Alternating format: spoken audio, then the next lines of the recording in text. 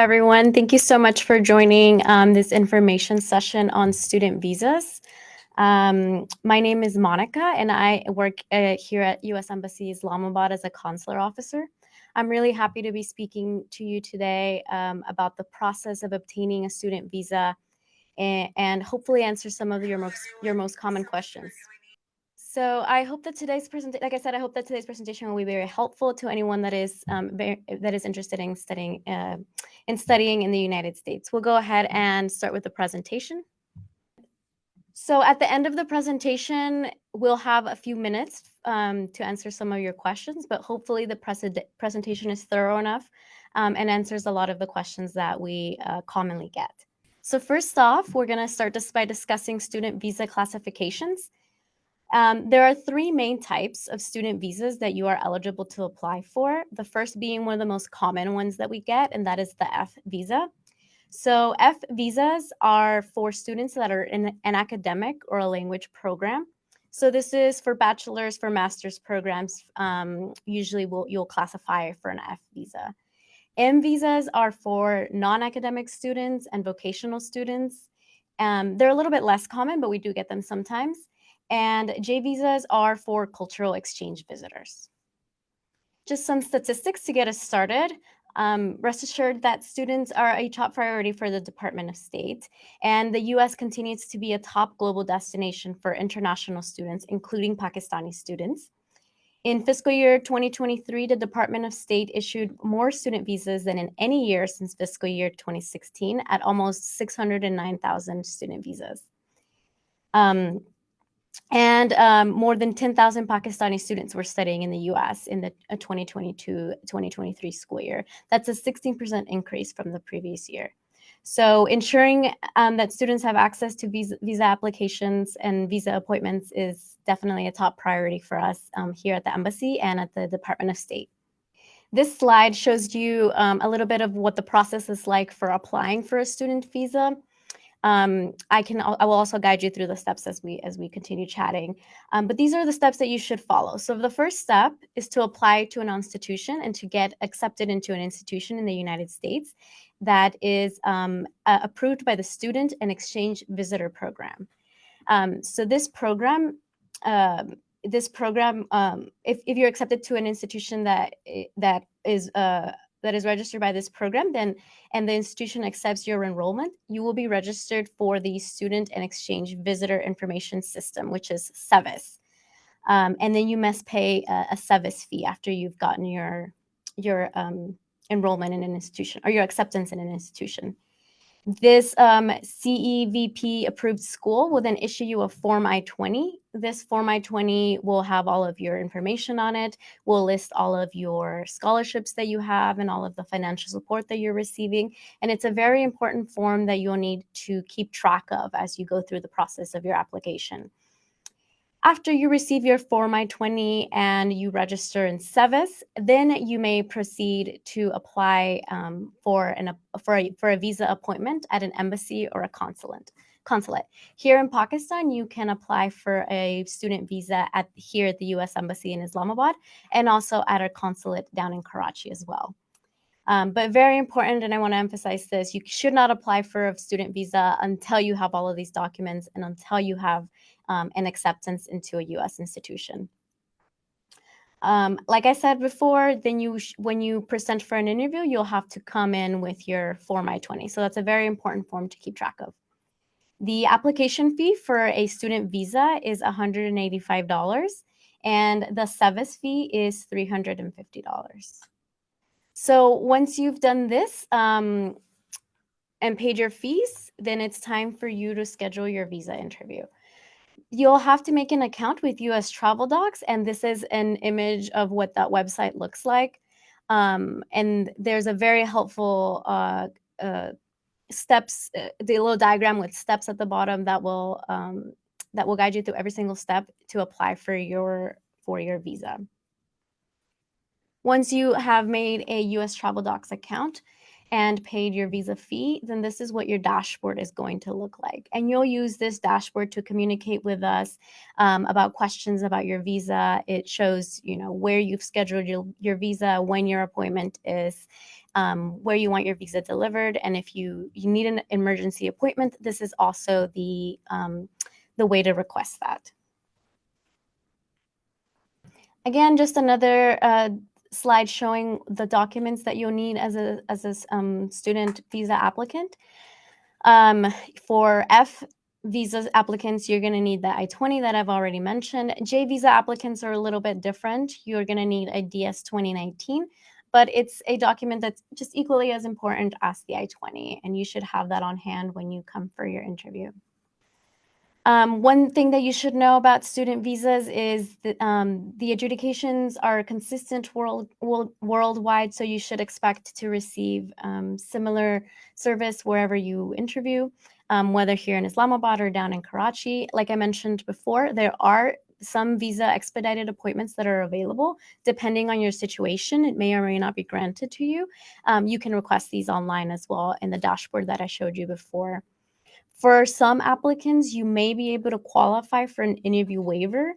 You should read more about the interview waiver program. There are several qualifications that you must have in order to be eligible for this program, but there may be instances where you may not need to come in for an interview, but in most cases, you will have to come in person for the interview.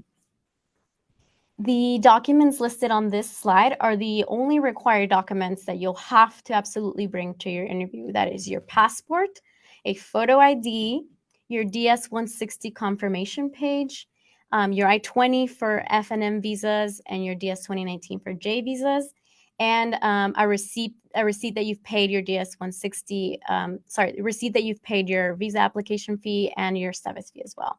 There are some additional documents that you may bring to your interview. They're not required, but you may bring them in order to sort of supplement your application. This could be proof of finances, transcripts, or test scores that you think might make you a more qualified applicant. The visa officer may not request to see the documents, or they may. It just depends, but it's always good to come prepared. Okay, this is another slide that just shows how the State Department has made student visas a priority. F and M student visas can now be issued up to 365 days in advance of your program start date. So that gives you more time to apply for your visa, because we understand it is a long program and sometimes can be hard to get an appointment. But this, we've tried to expand this. So you should start your visa application as soon as you get your acceptance and as soon as you know that you want to study in the United States. If your school changes for some reason, you decide to no longer pursue your degree at the institution you were initially issued for, you'll need to come back in and do another interview for the new school. And another important point to note is that students cannot enter on a student visa more than 30 days before your program start date. So if your visa is refused, we get this question a lot, so I think this would be an important slide for everybody. These are the likely reasons for the refusal that you will have received.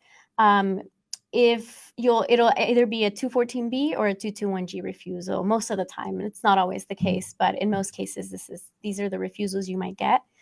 221G, that means there's further administrative processing that is necessary for your visa. So sometimes applicants require, this could be anything from additional documents or an additional assessment to determine your eligibility for a visa. The term administrative processing can refer to many things. So every case is different. So I cannot make general statements about what administrative processing means, because it's different for every case. But for whatever reason, there just needs to be a little bit more processing done with your visa. We prioritize these administrative processing, these students that are in administrative processing, to help ensure that you arrive in time for your studies. We definitely don't want you to miss the start date of your school. But do understand that there are certain processes that have to happen before a visa can be issued. No documentation can help to expedite this process unless we ask for it. So sometimes we'll receive additional documents from students. This really won't do anything to advance your administrative processing unless it's a document that we have requested from you. And then 214B refusal, that refers to an applicant that does not, unfortunately, meet the requirements for that visa class at this time. And those requirements for a student visa in this case would be strong command of the English language, adequate finances, and both to sustain yourself financially and personally, and the intent to enter the United States solely for the purpose of your course of study, and adequate preparation for your studies. If you receive a refusal, a 214B refusal, consider applying again when your circumstances have changed and you feel that you can maybe present a stronger case to the visa officer in the future. Okay, now we're going to talk about some common myths about visas, because there's a lot of myths that are circulating around. So first one, true or false, there is a right and wrong answer at interviews. This is definitely false. Everybody is unique. Everybody has unique circumstances. So no one interview will be exactly the same. And you should just tell us about you, be honest, and try to present the best case that you can. There's definitely no right or wrong answers at your interview. Okay, next, you can get a visa to attend any size university. This is true. You can apply to community colleges, public or private colleges, large universities or small universities. Any university, like I mentioned before, that is approved to receive international students and admit international students is a university that you can apply to. You can even apply to study at a high school in the United States if you are not a university student and you're studying high school. That's also another option for you. Okay, next. You are more likely to get a visa if you use a consultant. This is definitely false. Visa consultants have no sway over adjudicators and they have no inside information on the process. We recommend that students come prepared for the interview, but do not come overly coached. I think it's very obvious when your answers when you've been coached on certain answers. So we encourage students to come and just, be honest with us, present your best case, and speak to your own credibility. Next, international students are welcome in the United States. This is definitely 100% true. We want you to come to the United States to study. International students are valued members of our academic communities. You make our institutions more diverse. And like I mentioned at the beginning of the presentation, we continue to issue thousands of student visas each year, and we would love to continue to welcome international students. This slide shows several resources that are available to you as prospective students in the United States. So when you are in your pursuit of higher education in the United States, I would recommend you all go and visit these sites. Education USA, the first one listed, is a great source for international students. They even have some information on how it may be possible for you to finance your education when you're in the United States. Travel.state.gov is also another great resource and really goes into details about all of the requirements for a student visa. So I welcome you all to check those out. And lastly, feel free to follow us on our social media websites. Both Consulate Karachi and U.S. Embassy Islamabad are always sharing very helpful information as you all pursue your education in the United States. I hope that this presentation was helpful and helped to answer some of your most common questions. We do have some time now to address some questions from the audience. So feel free to put your questions in the chat box and I'll do my best to answer them. Okay, so I see some questions coming in now. The first couple of questions are about 221G and administrative processing.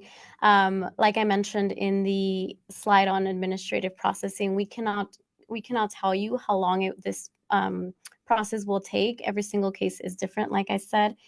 Someone said, my visa is in admin processing since February 2024. We encourage you to continue to write to us and, ask for an update on your case. I would recommend, maybe like once a month, checking in on your application. But as soon as the administrative processing is resolved, we will immediately reach out to you because, like I said, we don't want you to miss the start of your school year. But on administrative processing, it's unfortunately something that has to be done, and it has to be done thoroughly. So we do apologize for the wait, but we are working really hard to get you all a resolution on your cases. Okay, another question here: is it possible to get an F1 visa in Pakistan if I am not a citizen of Pakistan?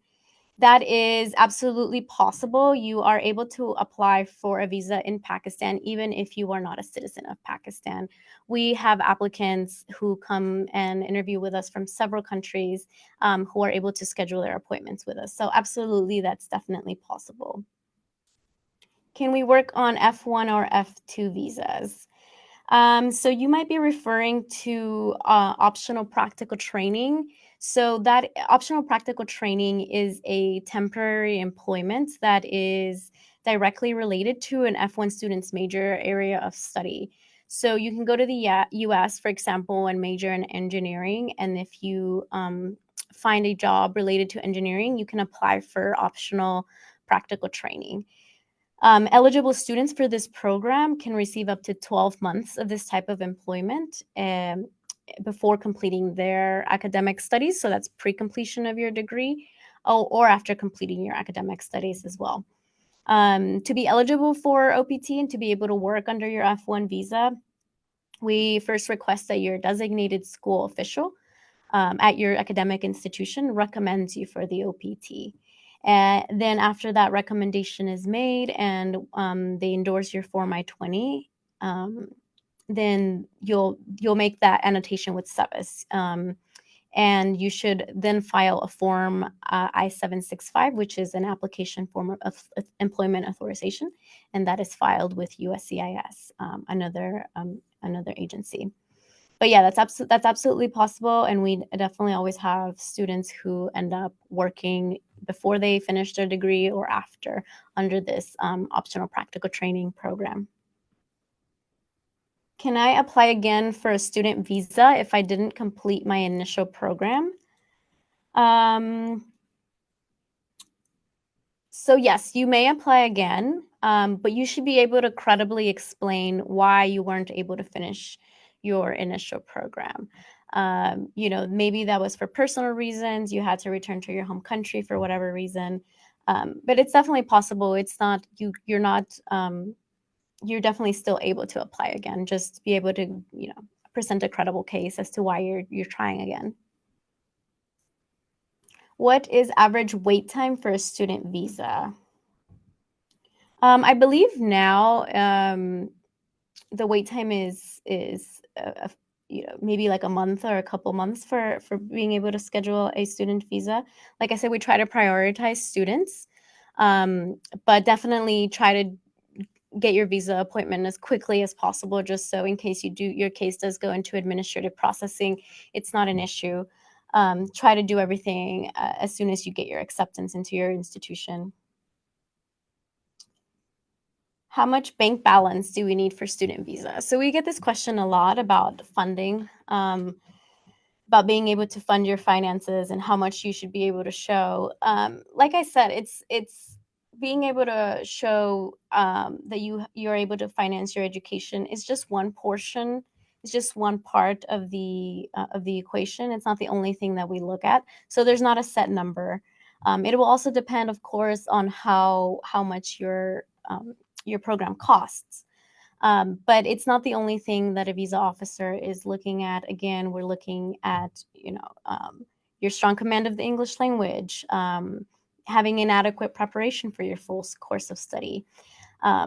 So that's just one portion. So there is no set number. There is no set bank balance of what we look for a student visa. It all depends on the student.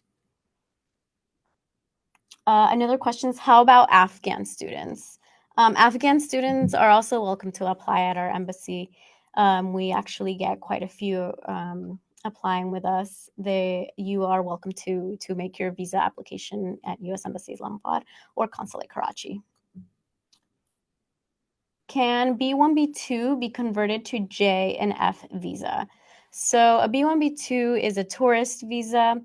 It cannot be converted into a J or an F if you already have a valid B1, B2 and you want to come and study in the United States. You will have to do the process for applying for an F or for a J. You cannot travel to study in the United States on your B1, B2. So you will need to come back in for an interview specifically for the J or for the F visa that you're applying for.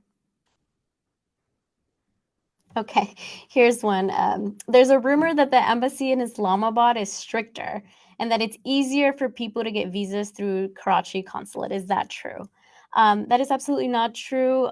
Like I said, our adjudication decisions aim to be consistent throughout, so you should expect to get a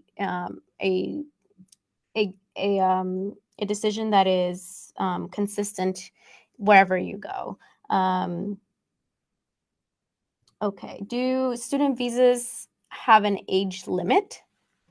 No, there is no age limit. We have people of all ages coming and applying, depending on what where you are in your academic and your professional career. There's no limit to where to applying for a visa. Okay.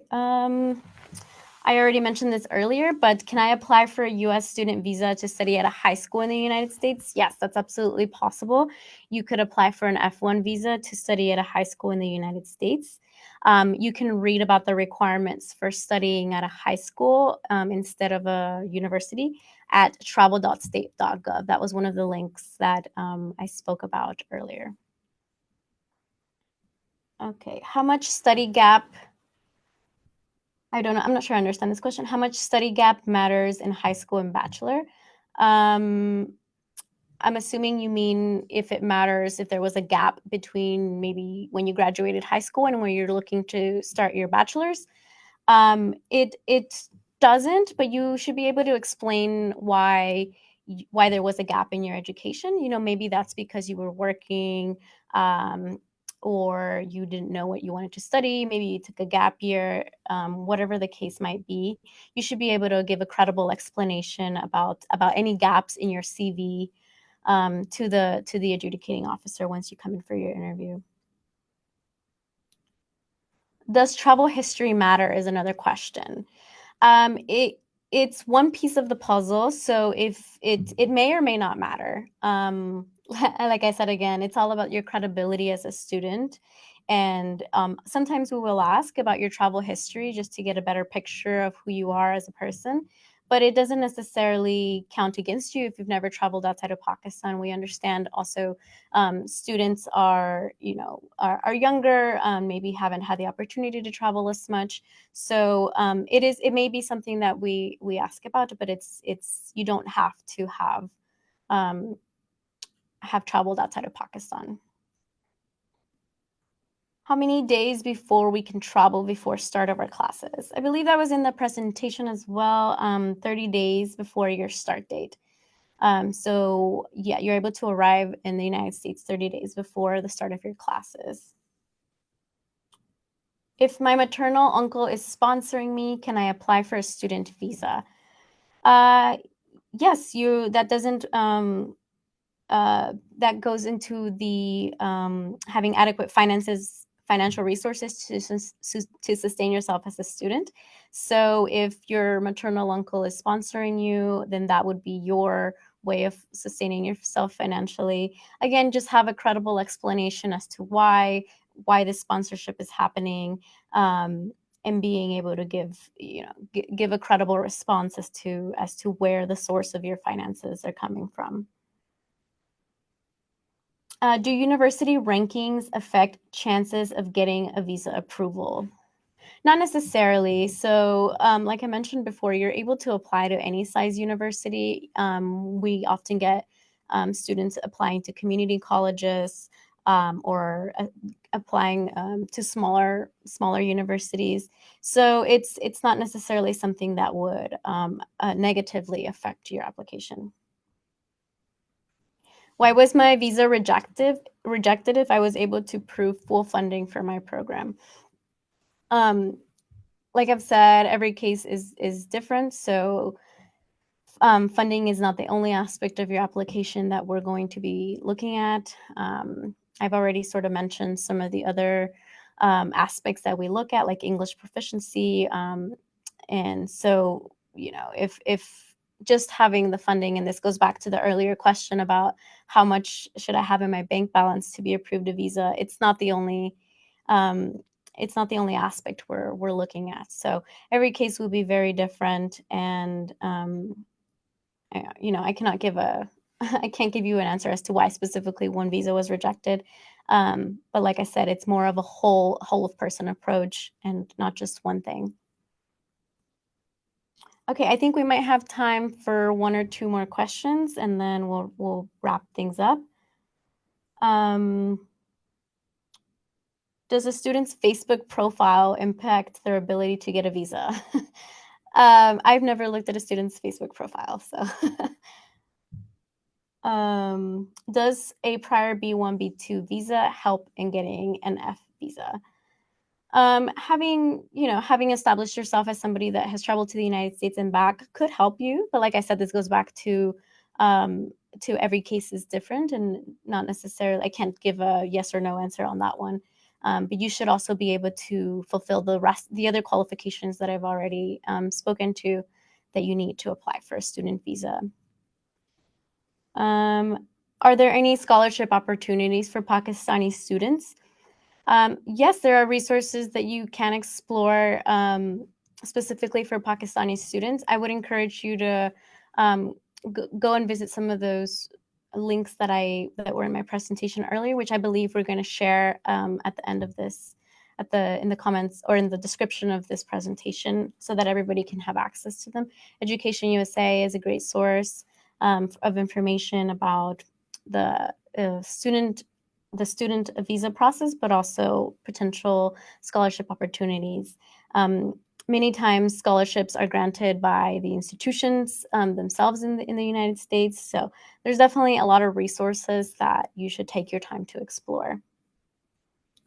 All right, well, I hope this presentation and this live has been helpful for you all.